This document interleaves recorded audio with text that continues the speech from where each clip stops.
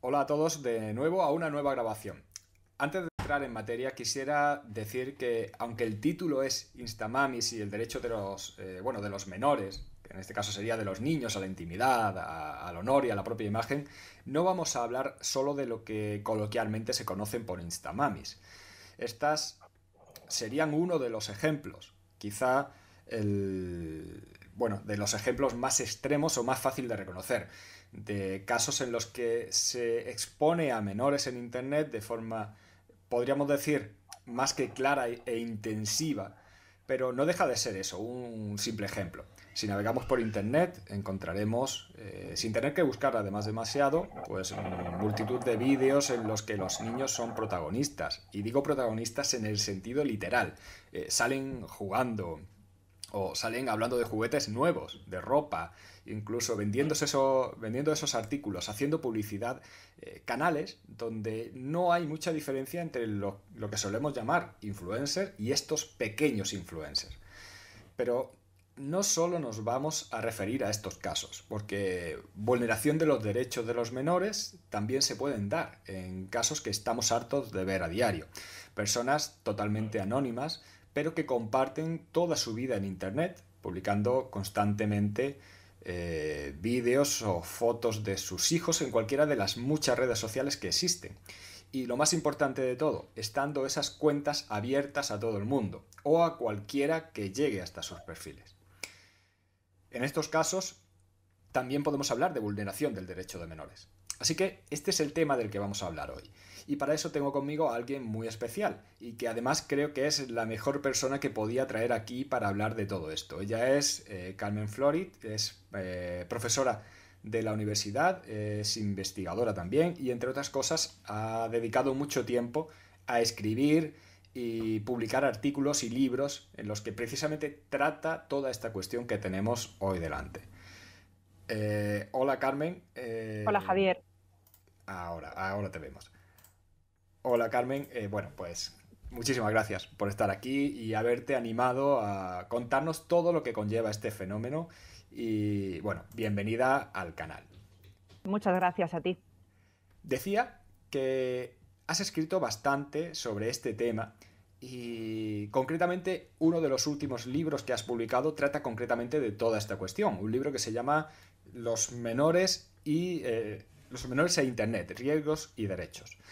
Aunque tengo entendido que tienes en proyecto un nuevo libro también sobre este tema, aunque más enfocado a que sean los padres los que conozcan toda esta problemática, ya que el que actualmente está publicado es un libro algo más técnico, más enfocado al mundo jurídico, ¿no es así? Sí, así es un libro muy jurídico, entonces quisiera convertir, me ha propuesto una editorial, la editorial Exis, convertir este libro en una guía específica para padres. Perfecto. Bueno, pues hechas las presentaciones y como ya he introducido un poco el tema, antes de meternos ya en la faena me gustaría hacer un par de cosas. La Ujú. primera, pues, sería leeros una parte, un extracto de un artículo.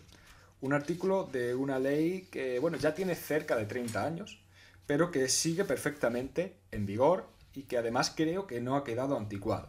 Se trata del artículo 4 de la Ley Orgánica de Protección Jurídica del Menor. Eh, este artículo dice: los menores tienen derecho al honor, a la intimidad personal y familiar y a la propia imagen. La difusión de información o la utilización de imágenes o nombre de los menores en los medios de comunicación que puedan implicar una intromisión ilegítima en su intimidad, honra o reputación, o que sea contraria a sus intereses, determinará la intervención del Ministerio Fiscal, que instará de inmediato las medidas cautelares y de protección previstas en la ley y solicitará las indemnizaciones que correspondan por los perjuicios causados. Se considera intromisión ilegítima en el derecho al honor, a la intimidad personal y familiar y a la propia imagen del menor cualquier utilización de su imagen o su nombre en los medios de comunicación que pueda implicar menoscabo de su honra o reputación, o que sea contraria a sus intereses incluso si consta el consentimiento del menor o de sus representantes legales. Los padres o tutores y los poderes públicos respetarán estos derechos y los protegerán frente a posibles ataques de terceros. Bueno, no he leído entero este artículo, pero con lo que he leído creo que podéis tener claro lo que conlleva de lo que vamos a hablar hoy. La segunda cosa que quiero hacer, antes de entrar en materia, es poneros un vídeo. Ahí está. Para los que no lo podéis ver, porque nos estáis escuchando a través del podcast, os diré que en el vídeo lo que se muestran son un par de ejemplos de vídeos publicados en YouTube en dos de los canales con más visitas y suscriptores de nuestro país. En estos vídeos ya adelanto que he ocultado la identidad de todas las personas que aparecen, ya que no quiero contribuir a exponer aún más a los niños que aparecen en él. Bueno, el primer vídeo es de una famosísima youtuber, madre, si no me equivoco, de 8 hijos, y la creadora de un canal en el que el primer vídeo se subió hace ya cerca de 14 años, en 2009, y que era una ecografía de, bueno, no sé cuál de esos 8 hijos. Este canal tiene más de 2 millones de suscriptores, más de 700 millones de reproducciones y, según la web Social Blade, puede generar más de 38.000 euros al año en publicidad en YouTube. En este trozo del vídeo pues vemos a esta youtuber cortando el pelo de uno de sus hijos, un bebé que calculo pues que no tendrá más de 3 o 4 meses. Por otra parte, el segundo vídeo que aparece, que bueno, pues vais a ver, es uno de los que figura en un canal quizá para mí aún más sorprendente. Se trata de un canal que se llama Las Ratitas y está protagonizado íntegramente por dos hermanas que no tendrán más de 10 años y que lleva ya 6 años publicando vídeos suyos. En estos vídeos, estas niñas aparecen jugando y anunciando juguetes de todo tipo. Si miramos las cifras es cuando nos podemos asustar. Si Verdelis tenía más de 2 millones de suscriptores, estas dos pequeñas tienen más de 25 millones de suscriptores. Suman más de la mitad de la población de toda España y tienen cerca de 9.500 millones de reproducciones de sus vídeos. Según la página de la que hablaba antes, Social Blade, pueden llegar a generar solo en publicidad en YouTube más de 1,5 millones de ingresos. Pero aparte, venden también distintos productos. Hasta han sacado varios libros en el que ellas son las protagonistas y que están entre los más vendidos de Amazon. Aparte, tienen también otros canales más, con más de 7 millones de suscriptores cada uno y en los que también salen con sus padres y que llegan a generar entre los dos más de 1,5 millones de euros al año, por lo que me salen cerca de 3 millones anuales entre los tres canales. Bueno, en cuanto al vídeo que he puesto, pues en él hacen publicidad de una conocida marca de restaurantes de hamburguesas y tiene solo ese vídeo más de 114 millones de visualizaciones. ¿Qué te parece todo esto, Carmen? Pues me parece un disparate. Yo comencé a ver vídeos de estos cuando fui madre por primera vez, porque me acerqué a ellos por esa necesidad que tenemos todas muchas veces de ver en otras, ¿no?, cómo solucionan algunos problemas, pero enseguida empecé a preocuparme por mi profesión de jurista. Comprendí de inmediato que tenía que haber alguna protección legal para todo esto.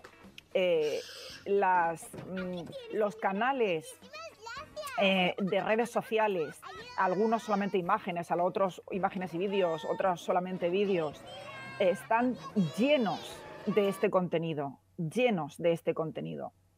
En algunos casos se muestra el día a día de unos niños, su pura intimidad, y en otros casos podríamos estar hablando de explotación laboral, como el último vídeo que has puesto. Déjame que te diga, en el primer vídeo que has puesto, Sí. de esta influencer, hay un vídeo en el que va paseando por toda su casa, grabando cómo despierta a sus hijos por la mañana para desayunar e ir al colegio. Y hay un momento que entra en el cuarto de su hijo mayor, que debe tener 12, 13 en ese momento, y claro, al entrar ella con la cámara a grabar el hijo se tapa con la almohada. Y ella, no, tonto, no, y le quita la almohada, ¿sabes?, para que salga bien. Yo no puedo comprender, tiene todo que ver con el cambio de paradigma social seguramente que estamos viviendo, pero la verdad es que es incomprensible la falta de control sobre todo esto, sobre todo con el artículo que acabas de leer, el artículo 4 de la Ley 196 no deja absolutamente ningún lugar a dudas. Sí, claro. Pero bueno, aquí hablamos, y en estos vídeos que he puesto, pues bueno, hablamos de la afectación de derechos al honor, a la intimidad, a la propia imagen de menores Ujú, en los casos de, pues, bueno, pues grandes influencers. Pero, sin embargo, entiendo que no es una vulneración que se produce exclusivamente en este ámbito. no, no. Realmente, incluso, aunque no se obtengan ingresos en esas Ujú. publicaciones, entiendo que también se puede ver afectado, ¿no? El derecho, ¿no?, en Sí, otro tipo de publicaciones. el artículo 4, como te digo, yo entiendo que no deja ningún lugar a duda.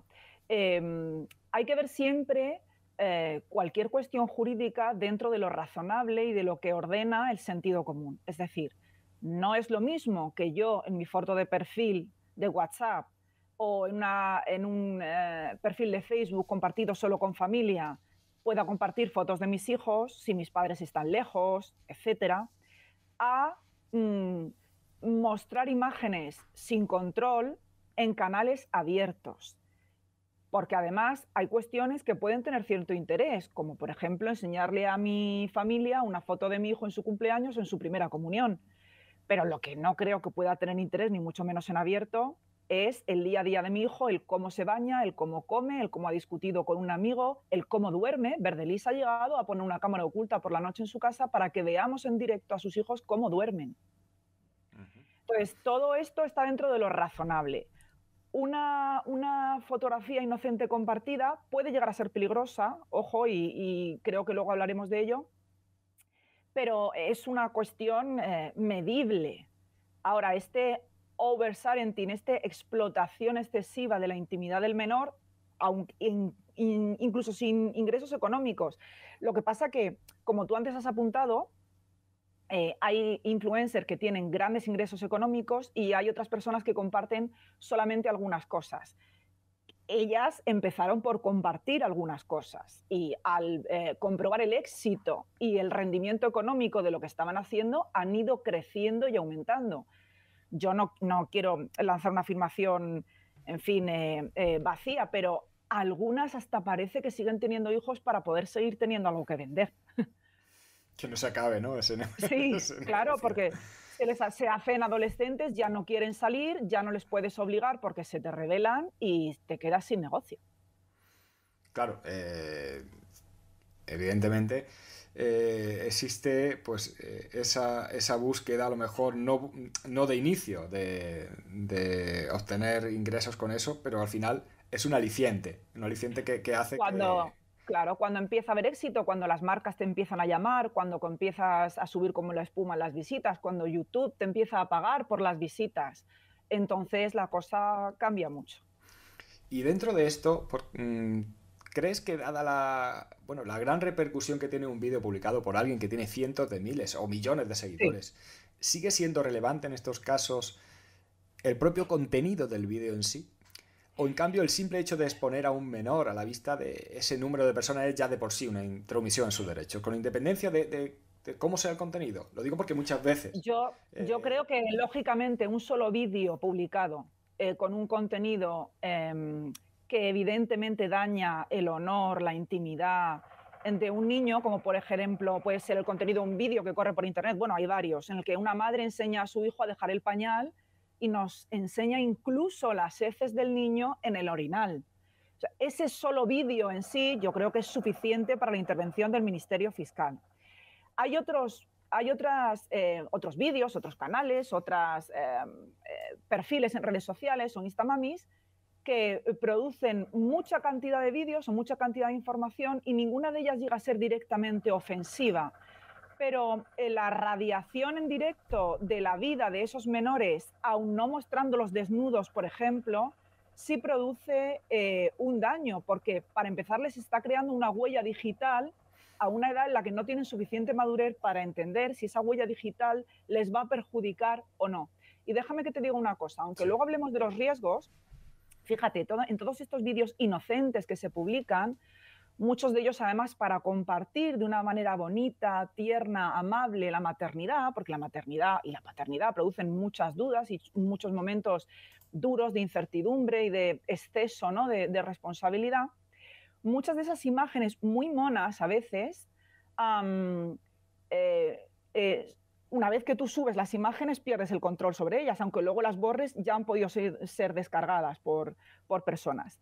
A mí me han mostrado mis alumnos en clase, fíjate, porque mis alumnos hacen trabajos sobre esto, me han mostrado alumnos en clase canales en los que el objetivo, el contenido del vídeo subido, por ejemplo, es la recopilación de imágenes totalmente inocentes de niñas pequeñas. Y en ese vídeo lo que aparece constantemente, cientos de ellas, es un vídeo de 20 y tantos minutos, es la braguita de la niña. Braguitas de niñas tomadas en imágenes completamente inocentes. Captan la imagen, cogen el zoom y una tras otra te muestran braguitas de niñas pequeñas. Para que entendamos que algo que podemos hacer inocentemente está proporcionando contenido a aquellos que no lo miran de manera tan inocente. Y eso en sí ya es un riesgo importante. Claro, yo te preguntaba esto precisamente porque esa es un poco la defensa que muchas veces, pues estas instamamis, vamos a llamarlo directamente así, pues bueno, pues sostienen para Sí. defenderse. Es decir, que al final, pues bueno, no están publicando nada más que vídeos inocentes y que no tienen un contenido perjudicial para su... Es más, se les llama pues vídeos blancos, creo Sí, recordar, o sí. canales blancos, en el sentido de que en teoría son para todos los públicos y que, bueno, pues no existe un contenido que a priori, o en muchos casos, sea ofensivo, por así decirlo. Y esa es un poco la defensa. Por eso te planteaba esa necesidad de que el contenido tenga que tener pues cierta información o cierta imagen para poder ser perjudicial o si no, o si efectivamente, como dices, Yo no lo no es creo. necesario. Yo no lo creo porque la solamente publicación de las imágenes, por muy blancas o inocentes que sean, genera un riesgo. Es decir, si yo pienso en cuando voy a publicar una imagen, un vídeo de mi hijo menor de edad, yo tengo que pensar, ¿esto le va a beneficiar en algo o no? Si no le beneficia en algo, no es en absoluto necesario hacerlo. Lo único que puede ocurrir es que le perjudique, porque alguien capte esa imagen, porque alguien le identifique, porque alguien cree una identidad falsa para llegar hasta él. Tú fíjate, algunas de estas que tú me dices, incluso han sido premiadas últimamente, incluso por instituciones con una relación religiosa importante, con unos determinados valores, quiero decir, ¿no? Es cierto que muestran una visión de la maternidad positiva, pero les han dado premios por la correcta utilización de las redes sociales. Y en las redes sociales lo que hacen estas madres es subir constantemente contenido blanco de sus hijos, pero que no les pertenece. Pertenece a la intimidad de su propio hijo. Hijo que lo puede percibir como algo perfectamente divertido, ir al colegio y ser la estrella del colegio, porque sale constantemente en Instagram, porque tiene muchas visitas, pero es un contenido del que el hijo, cuando tenga su madurez suficiente para comprenderlo, no se va a poder desprender si quiere desprenderse. Le han marcado ya. Claro. Por eso yo creo que el contenido no importa. Evidentemente, cuando el contenido es directamente perjudicial para el menor, por supuesto, pero el hecho de la constante grabación de la vida de los menores, aun no siendo un contenido directamente ofensivo, vulnera el artículo 4 de la Ley 196, para mí, bajo cualquier punto de vista. Y bueno, pues a la vista de que cada vez al final es más habitual encontrarnos en estos casos y también en esos casos que hemos hablado de gente anónima que Uh -huh. también pues publica constantemente vídeos de sus niños, seguramente a lo mejor no con un propósito de obtener dinero porque no lo están obteniendo, porque no tienen Uh -huh. ese éxito que están teniendo otros canales, pero que aún así, bueno, pues inundan sus perfiles de fotografías o de vídeos de sus niños pues en vacaciones, en la playa, en infinidad, en su vida diaria. ¿No crees que ante toda esta situación es cada vez más necesario que el Ministerio Fiscal actúe y que persiga todo este tipo de actuaciones. Sí, la inacción del Ministerio Fiscal para mí es incomprensible. Creo que tiene que ver con la manera en la que se accede al contenido. Eh, Nosotros tenemos una edad en la que, bueno, es muy habitual moverse casi más por internet que encender la televisión. Yo la televisión prácticamente no la enciendo, pero todavía estamos un poco ahí al límite y aquellos que son mayores que nosotros no conciben internet más que como un instrumento de trabajo y no de entretenimiento las 24 horas. Yo creo, estoy totalmente segura de que si, por ejemplo, por poner un ejemplo, en Telecinco, ¿bien? Se estrenara un programa nuevo que consistiera en que una madre, hablo de madres que pueden ser padres, pueden ser tíos, pueden ser abuelos, pero normalmente es la madre porque muchas veces encima es quien más está con el niño y los casos que vemos son casi siempre madres, ¿sí? Un programa en el que se viera el interior de una casa con niños menores y viéramos despertarles, desayunar, ir al colegio, resolver sus conflictos entre hermanos, que han suspendido una asignatura, que cómo hacen los deberes, que si le duele la tripita, que si puede hacer caca o no puede hacer caca, en fin, cómo se acuestan, qué cenan. Si el contenido del programa en la televisión fuera ese, yo creo que el Ministerio Fiscal actuaría seguro y que estaría toda España escandalizada. Lo que pasa que como no es una cosa que esté en televisión, sino que está en redes sociales y hay que buscarlo, ¿no? Aunque tiene millones de seguidores muchos de esos canales, parece que es algo como que está fuera del control, ¿no? Yo creo que bastaría una denuncia. Yo creo que bastaría yo a veces me lo he planteado, tengo que confesarlo. Pero claro, el Ministerio Fiscal tiene que actuar motu propio, igual que el juez debería actuar de oficio en estos casos.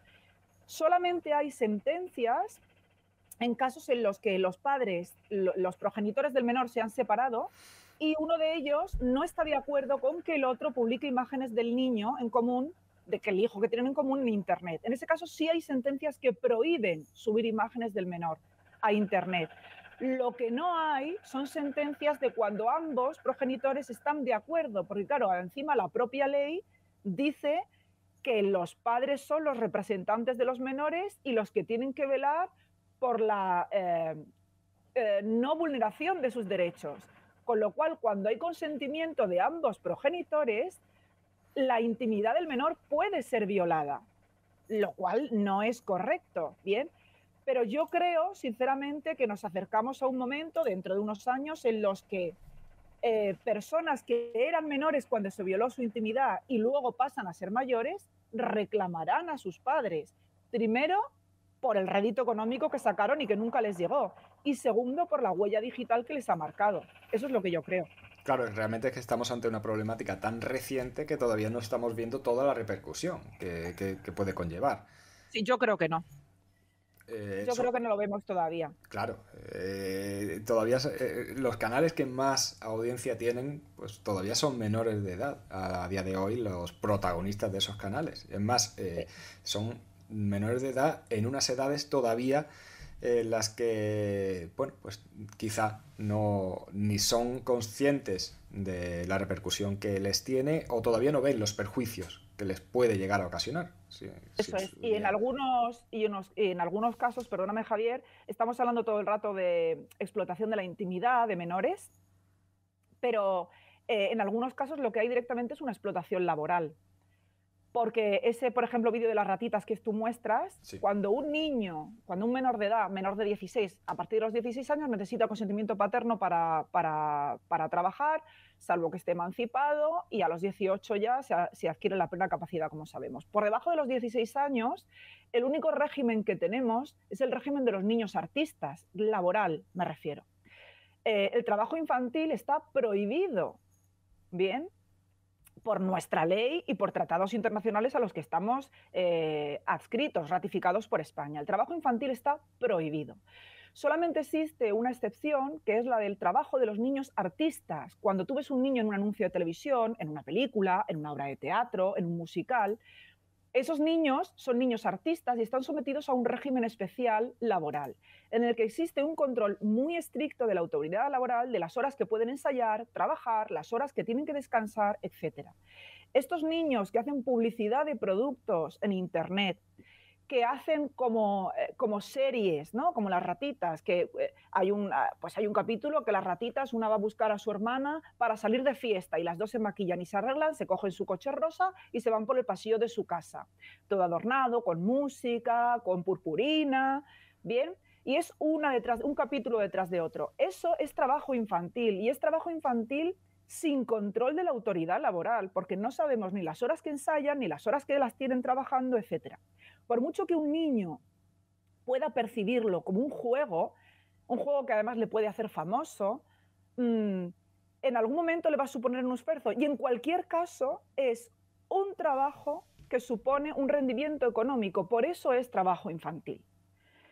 De tal manera que es trabajo infantil sin que la autoridad laboral lo sepa ni lo controle. Y eso es delito. Claro. Has hablado además de autoridad laboral, del Ministerio Fiscal, incluso has mencionado a los propios jueces. Sobre eso te quería preguntar por un artículo, bueno, que tenemos en el Código Civil, el 158, y que es un artículo que permite la intervención directa de oficio de los jueces en aquellos casos en los que se estime que estos están en peligro. ¿Tú entiendes que esta previsión, este artículo, sería aplicable a estas circunstancias o estaríamos hablando de Sí, algo que está enfocado a otro? lo entiendo, por supuesto. ¿En qué momento el juez podría entrar a actuar de oficio? En el momento en el que conociera un caso, digamos, en su entorno, o en el momento en el que se presentase un caso en el que fuera evidente que los hechos dan lugar a su intervención. ¿Qué pasa? Que en los casos de derecho civil, los casos civiles, en los que el juez mm, conoce la situación de los menores, son casos en los que se discute sobre su custodia o sobre sus alimentos y no se plantea nunca, o no se suele plantear, yo desde luego nunca lo he visto mientras que he estado ejerciendo, este tipo de conflicto. Bien, sí, he dicho sí cuando hay una petición de uno de los progenitores frente al otro. Bien, claro, si ambos progenitores están de acuerdo en que el niño salga, se lo van a contar al juez para que se lo prohíba, porque tienen que seguir exprimiendo al niño, ¿sí? Yo creo que el problema es una denuncia. Es decir, si llega una denuncia a un juzgado de guardia, llega una denuncia a fiscalía, la tienen que tramitar con datos concretos, con imágenes, la tienen que tramitar, porque la ley no deja ningún lugar a dudas. Esos niños hay que protegerlos y hay que prohibir que sigan explotándolos. Claro, el problema es que ese artículo, por ejemplo, se lo tiran a la cabeza los padres divorciados, pero Sí, exactamente. al final es lo que comentas. Difícilmente vamos a encontrar padres que no estén divorciados, que continúen juntos, en los que pues se inicie algún tipo de procedimiento de este tipo, porque bueno, sería el comienzo de un El comienzo divorcio. del divorcio, claro, exactamente. Claro. Sí, Bueno, uno de los límites que encontramos en la propia legislación para ver si se está vulnerando el derecho al honor, a la intimidad y a la propia imagen de los menores, pues con este tipo de actuaciones es el que al final se pueda estar creando una intromisión en la honra, en la reputación del menor. Es como se define en muchas sentencias este derecho al honor. Se habla también de la sobreexposición como una consecuencia de esa corriente que es cada vez más habitual, de colgarlo todo en internet y de sí. cómo esta sobreexposición pues, puede ser un motivo para que se vulneren estos derechos de los menores. Sin embargo, no dejamos de hablar de conceptos muy subjetivos. Lo que para alguien que, bueno, que apenas hace uso de las redes sociales es una sobreexposición, para quien todos los días sube una story en Instagram, pues no lo es. Incluso es posible que el límite de la sobreexposición lo tengamos pues, tú y yo en puntos distintos. Sí. Pero, claro, por otro lado, hablamos de acciones que deben tener un control por parte de las instituciones. Entonces, ¿cómo crees que podríamos encontrar ese punto límite? Para poder determinar cuando se está superando esa barrera, cuando no, porque es Mira, difícil, ¿no? bueno, a mí me parece relativamente sencillo. Te voy a explicar mi argumento. Sí. Parafraseando a la ministra Celaá, sin que yo coincida en todo lo que ella dijera, ¿no? Cuando dijo aquello de que los hijos no pertenecían a los padres, mm, lo que dijo en ese momento yo no lo comparto, porque se refería a que los padres no tenían derecho a educar a sus hijos como ellos querían. Pero sí tiene razón en el sentido de que los hijos, evidentemente, son personas distintas que por supuesto no pueden ser objeto del derecho de propiedad, bien, porque están fuera del comercio de los hombres, como sabemos, y los deberes y derechos que yo tengo frente a ellos, frente a mis hijos, es una figura precisamente sui generis del derecho de familia, que es ese derecho-deber. El derecho que yo tengo a proteger a mi hijo es el deber que yo tengo a proteger a mi hijo. El límite yo lo veo, como te he dicho antes, en lo siguiente. ¿En qué beneficia, si yo soy la garante de la felicidad, de la estabilidad, de la seguridad de mi hijo, en qué le beneficia a mi hijo que yo suba contenido a Internet para que sea visto por una cantidad de personas que desconozco? No le beneficia en nada. El límite está ahí. Si lo mucho que le puede, como mínimo lo que puede crear es un riesgo. Si yo soy quien tiene que proteger y defender los derechos fundamentales de mi hijo, como es el derecho al honor y el derecho a la intimidad, yo no puedo vulnerarlo, porque una vez que exteriorizo para una masa de gente que no conozco la vida de mi hijo, le estoy generando un riesgo. Y el límite está ahí, no le produce ningún beneficio. Como mucho lo que le va a producir es un riesgo, por lo tanto es innecesario. Te voy a poner en quizá un caso un poco más límite, no sé. Sí. Porque a raíz de lo que ya hemos hablado, es decir, hemos hablado de que el contenido realmente en sí no es fundamental para que esa sobreexposición pueda perjudicar. Sí. Hemos hablado también de casos como ese vídeo que he puesto en el que se está haciendo publicidad directamente de una empresa, una multinacional, y evidentemente se está obteniendo un rédito económico importante, seguramente no solamente por publicidad, sino por ese propio vídeo, pues habrá habido algún contrato económicamente muy interesante seguramente. Y estamos hablando pues de que al final podríamos hablar de relación laboral, en este caso de los menores. Claro, esto me lleva a plantearte el caso de otros canales en los que quizá tienen una vertiente más cultural. Me viene a la cabeza el caso de una niña de unos 7 u 8 años que toca el violín. No sé si, creo que no es español ese canal, creo que es, no sé si, realmente no sé si es ruso o es centroeuropeo, no sé realmente decirte, pero es un canal que tiene cerca de 100 millones de visualizaciones. En este caso, pues con todo el dinero que se genera, evidentemente, pues lo que se publica no son los conciertos de fin de curso de esta niña, lo que se publican son auténticos videoclips. Pero en relación con eso que me acabas de decir, de que habría que ver si perjudica o no perjudica, te podría poner en la dicotomía de que realmente en este caso a lo mejor también puede haber un beneficio. El beneficio que se me plantea es si esta mujer, esta niña, cuando sea mujer, continúa en esa senda de dedicarse al violín, pues evidentemente tendría ya un camino recorrido muy amplio. Entonces, ¿crees que en estos otros casos, en los que, bueno, pues lo que se exhibe ya no es tan directamente la vida íntima de los menores, sino ese otro aspecto, o que pudiéramos también hablar de aspectos deportivos? Yo conozco además personalmente pues casos en los que se publican pues vídeos de niños pues igual que tocando un instrumento pues practicando un deporte. ¿Podríamos hablar en estos casos también de una sobreexposición perjudicial para los menores? Depende del caso. Yo creo que todo está en ser razonable. Cuando no le va a aportar nada al menor, es evidente que no hay motivo ninguno ni para explotarle laboralmente ni para hacer un menoscabo de su derecho al honor o a la intimidad. Pero hay límites a esto. Los límites serían, para empezar, el consentimiento del menor, si el menor está de acuerdo. A partir de los 14 años hay que tener en cuenta el consentimiento de ese menor. Aunque no necesariamente hay que hacerlo si el menor da el consentimiento, ¿bien? Hay que analizar la madurez de ese menor, ¿bien? Incluso dándolo por debajo o por encima, hay que analizarlo, porque puede querer, pero puede ser que sea perjudicial para él. Si el menor quiere salir desnudo constantemente en Internet, pues su consentimiento no vale, porque no tiene madurez suficiente. Pero hay menores que en la misma edad, pues algunos son más y otros son menos maduros para comprender las consecuencias de lo que están haciendo. Pero ese consentimiento hay que tenerlo en cuenta ahí.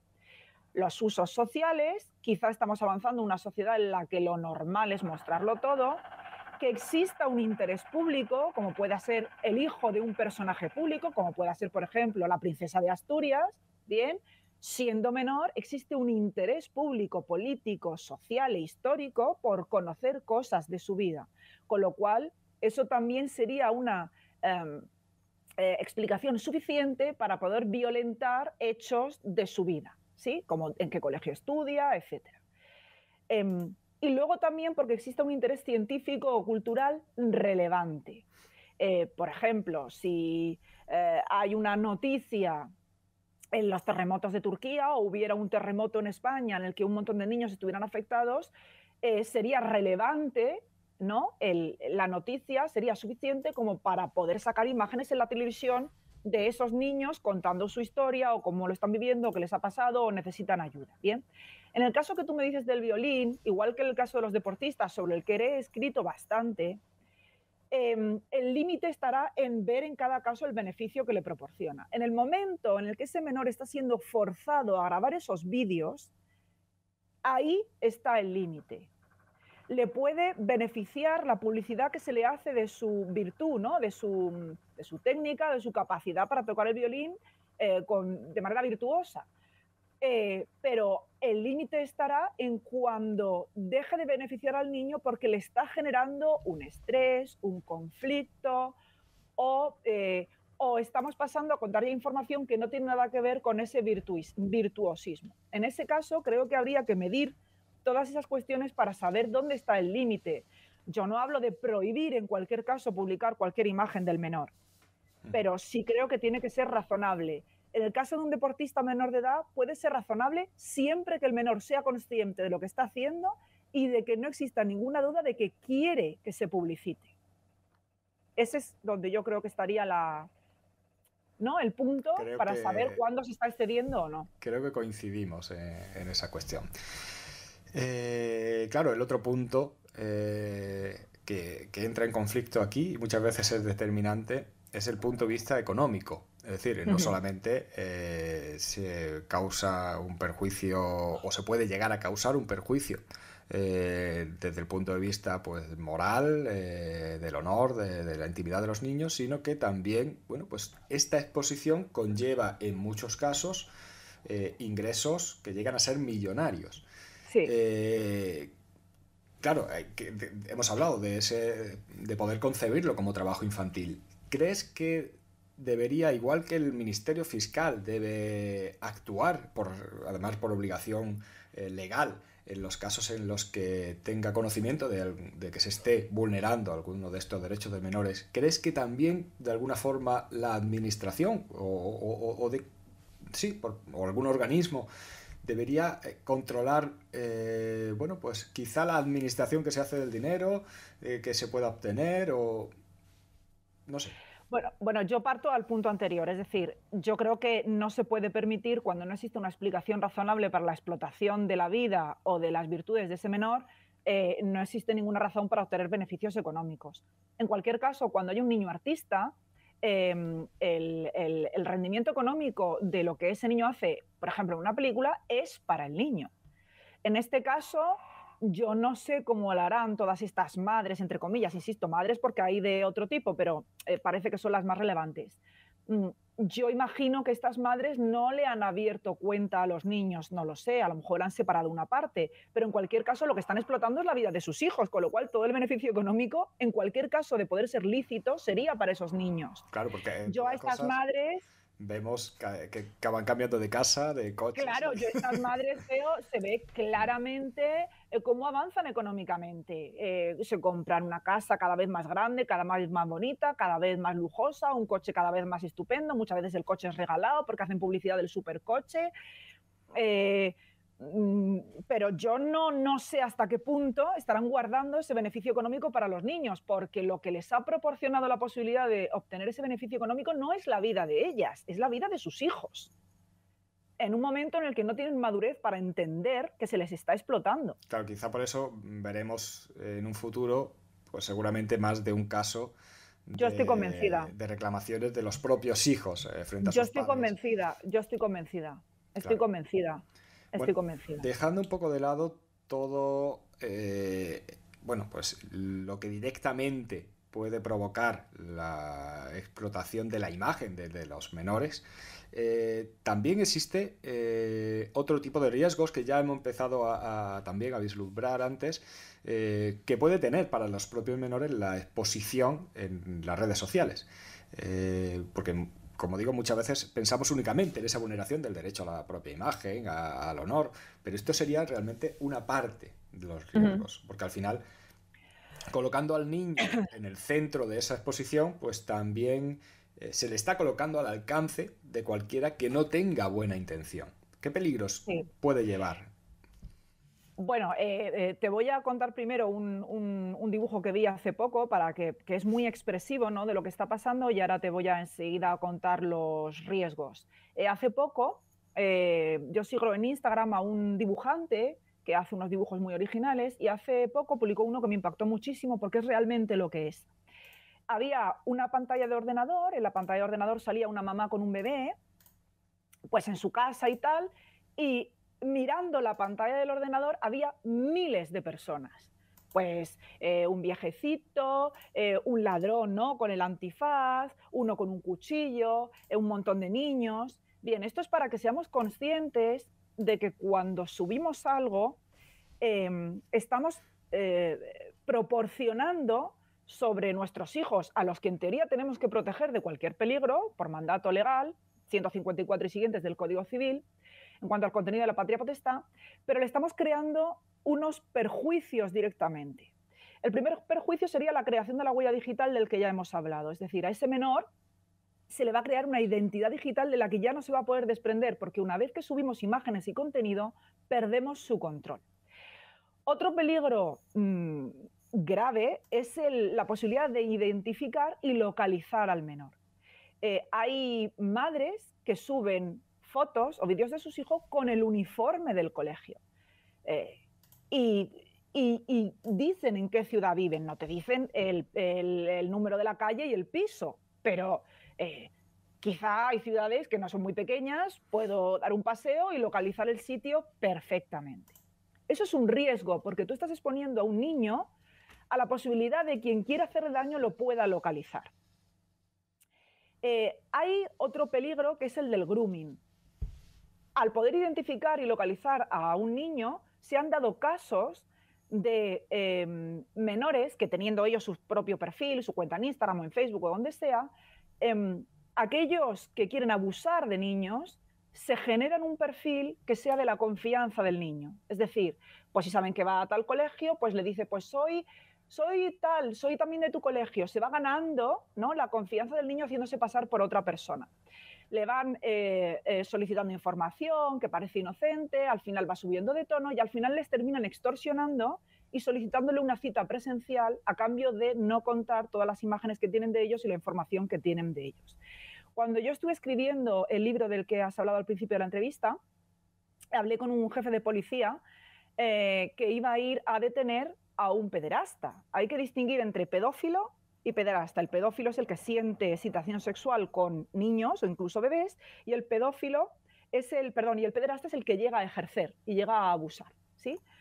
Yo tuve una conversación con este señor y él iba a detener a un pedófilo de estos que acumulan y pasan por esas líneas extrañas de Internet carpetas y carpetas de imágenes de niños subidas en Internet por sus propios padres o por los propios niños. Yo siempre que veía las noticias y salía una noticia de estas, yo decía, pero ¿cómo es posible que haya millones de imágenes pedófilas? Porque claro, puede haber algún padre o alguna madre totalmente fuera de lo razonable, ¿no?, que exponga a sus hijos a que alguien abuse de él y se haga fotos con el niño, ¿sí?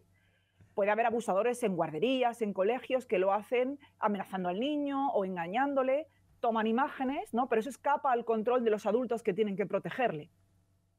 Pero yo decía, ¿cómo es posible que haya millones de fotos? Y me dijo este jefe de policía, no, es que de entre esas millones de fotos, la mayoría de ellas son fotos inocentes.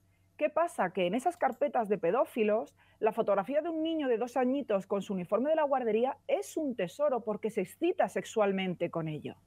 y nosotros le estamos proporcionando la imagen de nuestro hijo para que él la comparta en su mente, entiendo, perturbada, ¿sí?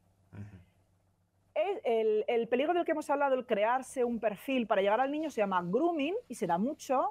Las carpetas de pedófilos están llenas de este tipo de imágenes inocentes que compartimos nuestros hijos en la playa o en la bañera, etcétera. Bien.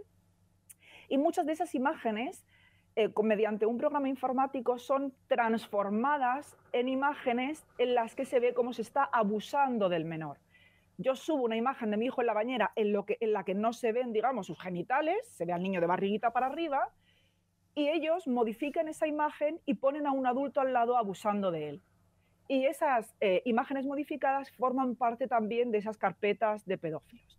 Todo esto es para que lleguemos a entender lo que he dicho antes. Cuando subimos una imagen de nuestro hijo, salvo que sea un violinista magnífico, un deportista magnífico y creemos que es la vía para darlo a conocer y dentro de lo razonable, todo lo demás nunca le va a proporcionar un beneficio, como mucho le va a generar un riesgo que es innecesario, porque nosotros somos precisamente los garantes de que no existan esos riesgos.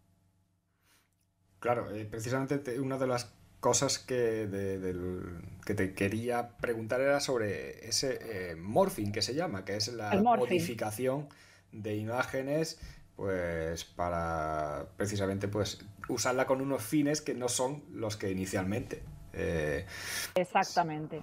pero Pero sin morphing, ojo, lo que he dicho antes, sin morphing, la imagen de un bebé o de un niño inocente para un pedófilo puede ser un tesoro. ujú, Se las guardan y las comparten, nunca se han visto en mejor momento. Sí, porque los propios padres les estamos proporcionando el material. claro. Sí, sí, no, además lo tienen con muchísima facilidad y de forma precisamente muy inocente. Exactamente. Claro, pero no solamente existe este riesgo de que puedan ser la imagen obtenida por personas pues, perturbadas o con unas intenciones nada deseables, sino que también podemos convertir a los niños en víctimas de bullying, También, incluso de su propio entorno, ¿no? A través también. Hay que tener en cuenta cuando los niños son muy pequeñitos, pueden no darle ninguna importancia, pero luego tienen que crecer y tienen que convivir con esa información que nosotros hemos subido a las redes. Llegan a la adolescencia, los demás también lo han visto, los demás le han visto pelearse con sus hermanos en casa, les han visto tener una discusión con mamá, les han visto darle un beso, les han visto en pañales, les han visto desnudos. Y todo eso luego da lugar a muchos casos de bullying. Y sin llegar al bullying incluso, la vergüenza que puede sentir un menor cuando comienza la pubertad o la adolescencia de saber que su vida está contada y que todos la conocen. Claro, pues sí, en esto le viene a uno la mente rápidamente, pues cuando a lo mejor en el colegio se metían con el gordito, el que tenía gafas, que era algo, bueno, pues muy inocente, ¿qué no harán cuando tengan ¿Qué no tantísima harán? información ¿Qué no harán? sobre problemas médicos que haya habido? Porque es que cuentan Exactamente. absolutamente todo, incluso muchas veces Absolutamente todo. colocan hasta los partes Tú de... fíjate, si estábamos advirtiendo hace años de lo importante que era la información que nosotros mismos colgábamos en Internet, por ejemplo, para una entrevista de trabajo, porque se hacen rastreos y has salido varias veces borracho de fiesta. Bueno, pues, ¿cómo es posible que tú mismo cuelgues eso para que todo el mundo te vea? ¿No? Por mucho que a todo el mundo le parezca fantástico o normal emborracharse un día. ¿Cómo es posible que tú mismo cuelgues esa imagen de ti? Bueno, pues tú imagínate cuando se haga un rastreo de cómo es tu familia, cuál es tu nivel económico, cuáles han sido tus problemas de salud. Este niño del que tú dices que Verdelis publicó su parto en directo, también. era un niño o una niña, no lo sé, que nacía prematuro, con los riesgos que eso puede suponer. Soltó el vídeo en directo del parto con los riesgos que puede tener y luego soltó todo el proceso en la UBI con todas las consecuencias de salud que podía tener. Y esa es una información que ya tienen todos los demás. Si quieren, por ejemplo, no contratarla para un trabajo que suponga un esfuerzo físico, ¿sí? Porque le han quedado determinadas secuelas que tú tienes que poder declarar o ser honesto, pero no que la cuenten por ti. Y sobre todo, se puede crear una imagen falsa, porque a lo mejor luego esas consecuencias no han existido. Claro. Pues, y en este caso, sí te quiero preguntar, aunque lo hemos perfilado, ¿qué medidas tiene un menor para poder defenderse de esta situación una vez que ya es consciente de... Muy difícilmente el menor se va a poder proteger. Mira, una oportunidad perdida, bajo mi punto de vista, ha sido la famosa ley Rhodes, ¿no? Ley Rhodes, la 8 de 2021, la Ley Orgánica de Protección Integral de la Infancia y la Adolescencia, que no deroga a la ley de la que antes hemos hablado, la Ley 196, la Ley Orgánica de Protección Jurídica del Menor. Y esa ley sí hace referencia, a partir del artículo 45, de la utilización racional de las redes sociales, de la necesariedad de educar en ese sentido, etcétera, etcétera, etcétera. Tiene un articulado tremendo referido a todo esto, ¿no?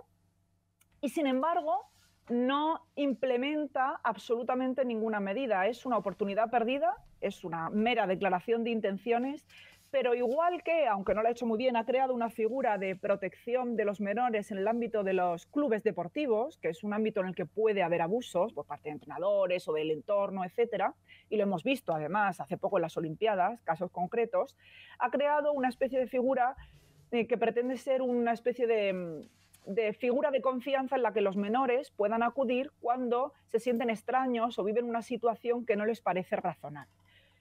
La figura que han regulado tampoco es que esté regulada, pero por lo menos la ha creado.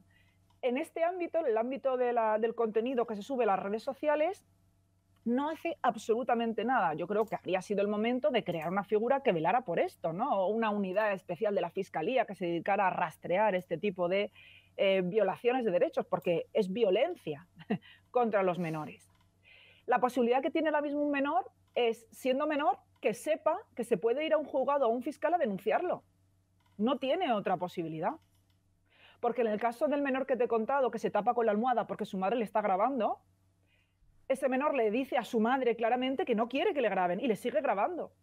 Entonces, si precisamente su madre y su padre son los que tienen que protegerle en el ejercicio de sus derechos fundamentales, son los que lo están vulnerando, ¿a quién va a acudir este menor? Este menor, como digo, tendría que ser consciente, tendría que contárselo a alguien, y ese alguien ser suficientemente razonable como para acudir a un juzgado o a una fiscalía que le protegieran. Pero no ocurre porque no son conscientes y porque estamos metidos en un cambio de paradigma en el que lo normal, lo habitual, sin tener en cuenta las consecuencias a futuro, que nos vendrán como una ola, es no proteger la intimidad, que era lo que antes ocurría, escribíamos un diario, etcétera, cuando nos ocurría algo pues tampoco queríamos que se supiera mucho. Ahora es al revés, ahora vamos a la extimidad, toda nuestra vida, ¿no? Como si fuéramos unos famosos, ya no necesitamos intermediarios, no necesitamos revistas del corazón, no necesitamos programas del corazón, lo mercadeamos nosotros mismos directamente a través de un canal de internet. Ese cambio de paradigma hace que alrededor sea normal, pero hay que comprender que lo normal quizás sería, en ese cambio de paradigma, vender mi propia vida, pero no explotar la de aquellos que tengo que proteger. Claro. Con lo cual, difícilmente tienen que ser conscientes de que pueden pedir ayuda, y pueden pedir ayuda, pero no creo que lo sepan. Claro. Y aquí, bueno, estamos hablando de los perjuicios que implican estas prácticas para los menores cuando son llevadas a cabo por los propios padres. Pero bueno, hoy en día, legalmente, a partir de los 14 años, cualquier menor de edad puede abrirse una cuenta en una red social.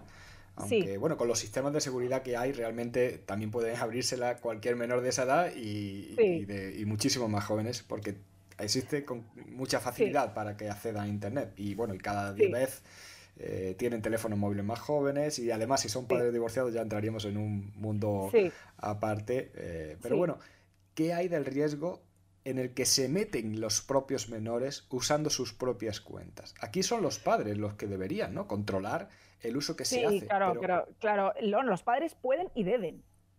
Bien, claro, dentro de lo razonable, insisto, dentro de lo razonable, dentro de que tienen derecho a su intimidad y a proteger también su intimidad respecto de sus padres, los padres tienen la obligación, tienen el deber de protegerles y protegerles de los peligros, con lo cual los padres tienen que poder acceder a esa información y controlar más o menos. Hay aplicaciones para saber en qué páginas se están metiendo, si alguien externo a un circuito cerrado, por ejemplo, del colegio, ¿no?, que pasa en muchos colegios con los ordenadores, se ha puesto en contacto, ha intentado ponerse en contacto.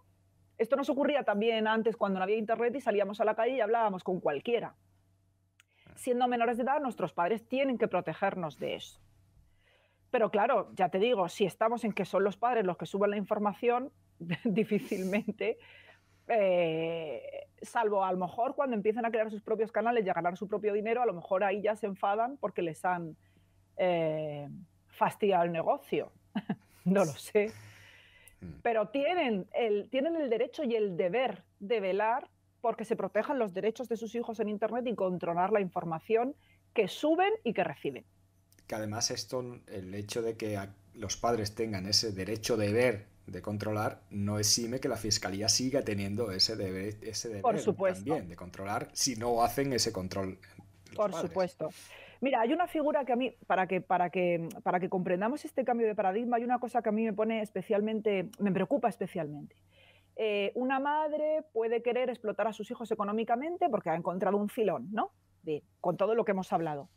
Pero es que ahora lo que veo constantemente son los instacoles.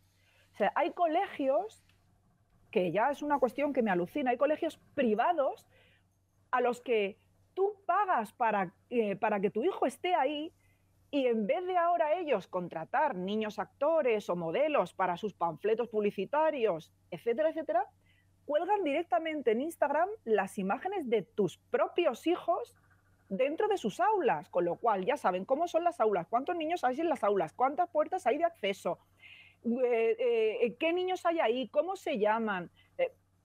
Yo no lo puedo comprender. Si ya reciben beneficio económico por tener a sus niños, por tener a tus niños allí, ¿por qué tienen además que explotarlos para hacerse publicidad? Es cierto que los colegios te piden consentimiento, ¿vale? Es cierto que te piden consentimiento, pero la idea en sí me parece espeluznante. ¿Qué necesidad tiene un colegio de sacar lo que ocurre dentro de sus aulas en una red abierta a todo el mundo? Claro. Sí, tiene que protegerlos, no exponerlos. Claro, distinto es, y lo volvemos a lo de antes, a un uso pues dentro de la lógica razonable. Razonable. Claro. Los niños ganan un concurso nacional de canto. Pues lógico, es una cuestión para estar orgulloso y se publicita como es natural. Pero el día a día de los niños en el comedor, jugando con la plastilina, yo no puedo entender por qué les exponen de esa manera. Es un riesgo innecesario. Bueno, para ir terminando, me gustaría preguntarte, porque, bueno, hablamos de que hay una legislación que protege a los menores de que se vulneren los derechos propios de honor, propia imagen, intimidad. Hablamos de una legislación que en principio estaba pensada para protegerlos no de los propios padres, sino del resto, pero que también resulta aplicable para estos casos. Sin embargo, se sigue legislando en esta línea. Hace menos de 2 años hablabas de esa nueva ley que se ha publicado que busca proteger a la infancia y a la adolescencia. En definitiva, parece que estamos hablando de cuestiones que se siguen queriendo proteger, pero por otro lado, no vemos una actuación clara ni acorde con esa legislación por parte del Ministerio Fiscal y, en cambio, cada vez se ven más casos de exposición de menores en Internet. Bueno, no solo eso, sino que me da la sensación de que cada vez más gente quisiera subirse al carro de poder vivir de esa exposición. Claro, es que es muy tentador. Al final es vender lo que haces día a día sin un mayor esfuerzo y que eso te produzca beneficios económicos. ¿Quién quiere no vivir de no hacer nada? ¿No? Claro. Es muy tentador. La legislación, como tú dices, la ley Rhodes, como te he dicho antes, ha sido una oportunidad perdida. Además, es lamentable. Tú fíjate, es que nace ya antigua, nace ya desfasada, porque la realidad va muy por delante de lo que pretende regular la ley, porque no toma ninguna medida concreta. Insta a las instituciones públicas a educar en el uso responsable de las redes sociales. Insta a los padres a proteger a los hijos en las redes sociales. Pero oiga, si son los padres los que los están explotando en muchos casos. Realmente es un listado de buenas intenciones. Es un listado de buenas intenciones, no es nada más. No llega a ningún sitio en concreto. No es nada más. Pero claro, viendo toda esta situación, con legislación que en teoría busca proteger y por otro lado con una continua exposición de nuevos menores y la búsqueda de muchos padres de querer vivir de esto, es cuando me pregunto y te quiero preguntar si es que la sociedad va por un camino distinto al que se pretende proteger por estas leyes. Sí, evidentemente, salvo que esté en la cabeza de nuestros legisladores eh, que cuando ellos declaran una intención todos vamos a ser muy buenos, la vamos a entender y la vamos a cumplir, yo no le encuentro ninguna explicación. No le encuentro ninguna explicación. Quizá soy muy exagerada. No lo sé. Quizá alguien que lo suele hacer ve esta entrevista y dice, anda, pues si yo lo estoy haciendo todo el día y no me doy cuenta de los riesgos que hay. Claro, yo Yo, realmente en esto luego veo también una contradicción que te quiero también plantear, y es que cada vez no pasan 2 años sin que no se modifique la ley de protección de datos. Es decir, cada vez estamos queriendo claro, tener nada, más control sobre la información que las empresas tienen de nosotros, pero lo que sí me da la sensación exactamente. es que si algo nos puede dar dinero ya no es tan necesario proteger esa intimidad, ¿no? Sí.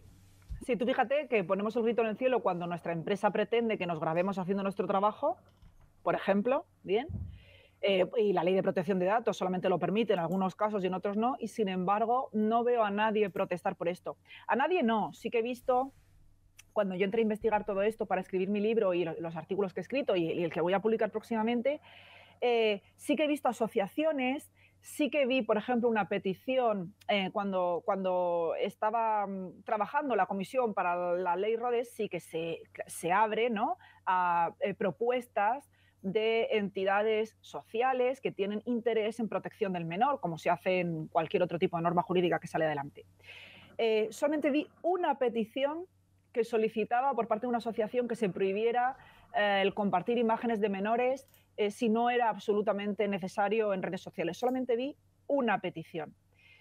Yo me puse en contacto además con varios diputados cuando estaba la comisión trabajando, que fue en pleno COVID. Les mandé un informe muy extenso sobre todo eso. Soy consciente de que se discutió en la comisión, pero desde luego no se reflejó en la ley. Desde luego que no. Bueno. Pues no lo sé, creo que cuando llegue el aluvión de demandas que llegará, quizá nos daremos golpes de pecho y pensaremos que algo no hemos hecho bien. Seguro, seguro porque yo creo que es algo que más tarde o más temprano tendremos que ver.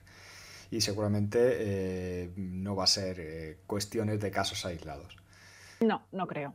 Bueno, Carmen, nos hemos extendido ya 1 hora. Yo pensaba hacerlo Sí, bastante más breve, pero la verdad es que es un tema interesante, del que tampoco existe tanta información ujú, al alcance de la gente. Y creo que era interesante pues poder exponer todo esto. Y te agradezco enormemente que hayas participado y además de forma tan clara y tan directa a exponer pues todos los problemas que se están dando, que se van a dar y bueno, y que la gente conozca toda esta problemática. Ya te emplazo, si estás de acuerdo, pues cuando publiques ese libro, pues podríamos también un poco fenomenal. comentarlo aquí y exponer pues esas novedades que seguramente nada más que por el paso del tiempo pues pueda haber de datos y de nuevas circunstancias. Así Fenomenal. que dicho esto, pues te agradezco enormemente nuevamente que estés aquí y salvo que bueno, haya quedado algo en el tintero, Yo creo que no, yo creo que no. creo que podemos dar por finalizada aquí esta charla y muchísimas gracias, Carmen. Gracias a ti, Javier. Muchísimas gracias. Un placer.